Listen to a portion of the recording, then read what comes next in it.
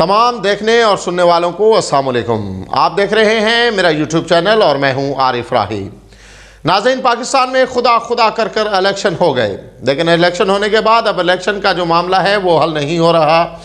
पाकिस्तान में किसी भी पार्टी को वाज़ेह अक्सरियत नहीं मिली, यानी कोई भी पार्टी 1/3 या 1/2 की अक्सरियत हासिल नहीं कर सकी। कोई भी सादा अक्सरियत के साथ हुकूमत बनाने के जो है वो पोजीशन में नहीं है। यूँ तो पाकिस्तान तहरीक इंसाफ जिसके साथ बेशुमार जुल्म किए गए, लेकिन उसके बावजूद पाकिस्तान तहरीक इंसाफ जो है वो टॉप लिस्टेड पार्टी है पाकिस्तान में।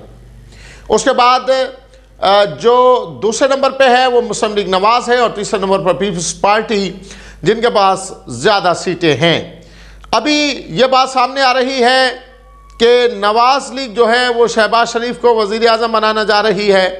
हालांकि पहले जो था वज़ीर आज़म जो थे वो बनने जा रहे थे मियाँ नवाज शरीफ, वो लंदन से ही शेरवानी सिला कर आए थे। उनका कहना था कि वो बड़ी भारी अक्सरियत के साथ जीत कर इंशाअल्लाह पाकिस्तान में हुकूमत बनाएंगे, लेकिन उनका ये ख्वाब पाकिस्तान की यूथ ने चकनाचूर कर दिया। पाकिस्तान में इलेक्शन हुए, पाकिस्तान तहरीक इंसाफ को तमाम जो उनके साथ सख्तियाँ करनी थी वो कर ली। उनके लोगों को उठाया गया, उन्हें तशद्दुद का निशाना बनाया गया, उनसे पार्टियाँ छुड़वाई गई और उनको फिर दीगर पार्टियों में ज़म किया गया।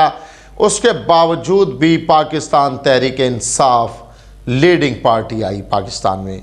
ये पाकिस्तान की तारीख़ का एक ऐसा बाब है कि जिसको सुनहरी हरूफ में लिखा जाएगा और लिखा जाएगा, मौरख लिखेगा कि एक पार्टी और उसके सरबराह, उसकी टॉप लिस्टेड जो रहनुमा थे वो सारे जेल में थे, जिसको एक भी जलसा न करने दिया गया, जिसको कॉर्नर मीटिंग तक न करने दी गई, जिसको इश्तिहार चलाने की इजाज़त न थी, लेकिन उसके बावजूद वो पार्टी भारी अक्सरियत से जीती।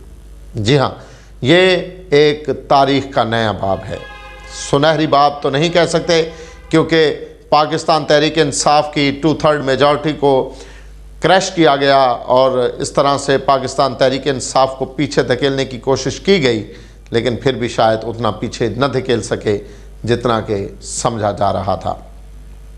लेकिन उसी के साथ एक अनहोनी ये है कि इस वक्त जीतने वाले उम्मीदवार अपनी जीत जो है हारने वाले उम्मीदवार के नाम कर रहे हैं। पहले धांधली ये होती थी कि हारने वाला उम्मीदवार इल्ज़ाम लगाता था कि मुझे जीता जो है हराया गया, लेकिन इस वक्त जीतने वाले उम्मीदवार कह रहे हैं कि हमें धांधली करके जितवाया गया। रात को फ़ोनें आ रही थी, बोलियां लग रही थी, अरबों में बोलियां लगी। जी हाँ, ये मैं नहीं कह रहा, कि पाकिस्तान के सियासतदान कह रहे हैं। मौलाना फजलुर रहमान ने रजीम चेंज की तमाम कहानी जो है वो आवाम के सामने रख दी।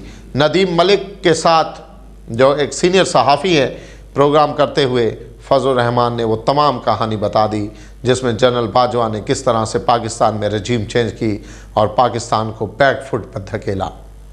जी हाँ, पाकिस्तान में गुर्बत का दौरा हुआ, पाकिस्तान में करेंसी डेवैल्यूएट हुई, पाकिस्तान की स्टॉक एक्सचेंज जो है वो क्रैश कर गई, गुर्बत में बेपनाह इजाफा, महंगाई में दिन दुगनी रात चुगनी। जी हाँ, हम दुआ तो करते हैं कि पाकिस्तान की और हमारी आवाम की दिनदार चुगनी तरक्की हो, लेकिन महंगाई की तरक्की हुई। ये रजीम चेंज का एक बाब था, जिसके नतीजे में पाकिस्तान को एक दलदल की जानिब धकेला गया। लेकिन इस वक्त बात यह है कि पीर साहब पागारा जो हैं उन्होंने भी कराची में, बल्कि हैदराबाद में एक धरना दिया हुआ है। उस धरने के दौरान उन्होंने कहा कि पाकिस्तान के जो अवाम हैं उनका मैंडेट चुराया गया है, उनके साथ ज़्यादती की गई है। उन्होंने कहा कि इमरान खान अगर चोर हैं तो फिर पाकिस्तान के तमाम लोग चोर हैं, क्योंकि इल्ज़ाम इमरान खान पर ये इल्ज़ाम लगाना ऐसा ही है कि फिर सब पर ये इल्ज़ाम लगा दिया जाए। उन्होंने कहा कि वो एहतजाजन जो 2 सीटें उनको दी गई हैं वो भी वापस करते हैं। उन्होंने क्या करनी है वो 2 सीटें रख कर, जब उनके पास जो मेजॉरिटी आ रही थी उसको क्रैश कर दिया गया और वो मेजॉरिटी उनके हाथ से छीन ली गई, तो फिर ये 2 सीटें लेकर वो क्या करेंगे। जी हाँ, ये पाकिस्तान की सियासी सूरत हाल है, किसी करवट जो है वो बदलने को राज़ी नहीं है। पाकिस्तान की सियासी सूरत हाल जो है वो दिन ब दिन पेचीदा होती जा रही है।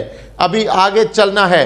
पाकिस्तान तहरीक इंसाफ के कैंडिडेट जिनको ज़बरदस्ती हिराया गया, जिनकी बड़ी लीड थी, वो जब सुप्रीम कोर्ट पहुँचे तो काजी फाइज ईसा, जिन्होंने एक ऐसे मेंबरान के शिकायत पर जो पाकिस्तान तहरीक इंसाफ से निकाले जा चुके थे, बल्ले का निशान वापस ले लिया।